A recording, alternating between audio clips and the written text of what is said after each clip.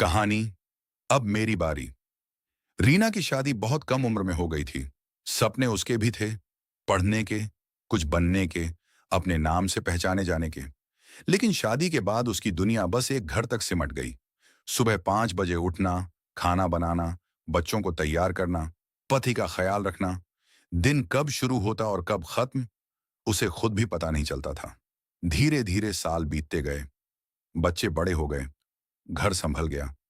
लेकिन कहीं अंदर रीना खुद से दूर होती चली गई।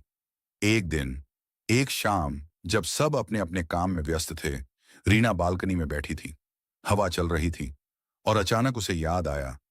उसे पेंटिंग बहुत पसंद थी। उसने धीरे से खुद से कहा, क्या अब बहुत देर हो गई है? उस रात उसने बहुत सोचा। फिर अगली सुबह 35 साल की उम्र में उसने एक छोटा सा फैसला लिया। मैं फिर से पेंटिंग शुरू करूंगी। शुरुआत आसान नहीं थी। जब उसने ये बात घर में बताई तो अलग अलग प्रतिक्रियाएं मिलीं। पति ने कहा, अब इस उम्र में ये सब? बेटे ने मजाक में कहा, मम्मी, अब आप आर्टिस्ट बनोगी क्या? रीना थोड़ी टूट गई, लेकिन इस बार उसने खुद का साथ नहीं छोड़ा। उसने पुरानी कॉपियों के पीछे स्केच बनाना शुरू किया, यूट्यूब से सीखना शुरू किया। रात को सबके सो जाने के बाद चुपचाप रंगों से अपनी दुनिया सजाने लगी। धीरे धीरे बदलाव आया। एक दिन उसकी बेटी ने उसकी बनाई पेंटिंग देखी और कहा, मम्मी, ये आपने बनाया? ये तो बहुत सुंदर है। वो पहला पल था जब किसी ने उसके शौक को सराहा। फिर बेटी ने उसका एक छोटा सा पेज बना दिया सोशल मीडिया पर। धीरे धीरे लोग उसकी पेंटिंग्स को पसंद करने लगे। नई पहचान। कुछ महीनों बाद रीना को एक लोकल एग्जीबिशन में अपनी पेंटिंग लगाने का मौका मिला।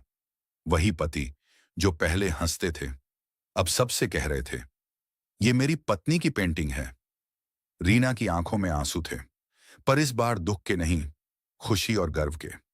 अंत नहीं, नई शुरुआत। रीना ने समझ लिया, उसने परिवार के लिए जो किया वो अनमोल था, लेकिन खुद के लिए जीना भी उतना ही जरूरी है। अब वो सिर्फ मां या पत्नी नहीं थी, वो रीना एक आर्टिस्ट थी। सीख, मॉरल, अपनी जिंदगी के सपनों को कभी मत छोड़ो, क्योंकि सही समय वही होता है जब आप हिम्मत कर लेते हो।